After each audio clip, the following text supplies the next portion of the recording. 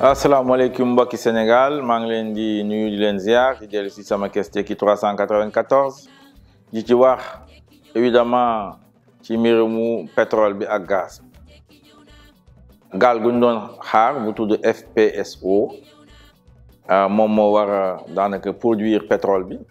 Sangomar ñëw na yegsi na ci Ndakaar loolu la waa Petrosen wax muy évidemment événement bu rëy ñu ngi ko doon xaar nag at yi yëpp ñu jàpp ne kon lu ñu wax ne fii léegi juin incha allah pétrole bi dana commencé law fii ci Sénégal génn ñu di ko jaay évidemment ku ne pétrole bu ñuy jaay rek nga xam ne moom buuxante day am su yemee ci buuxante xeex sax mën na cee am soo leen gisee ñu bari ne dañoo bëgg a yilif Sénégal bëggu nekk président de la République dañu jàpp ne pétrole bi mi ngi ñëw dañu ko mën a akimoo comme ni ñu akimoo suuf seeg ak leneen ak leneen mooy wane rek ne war nañu góorgóorlu bu baax a wax fii ci Sénégal fàttaliku lu may faral di wax ne pétrole bi peuple bi moo ko moom suñu bëggee nag peuple bi jëriñoo ko foog ñu am projet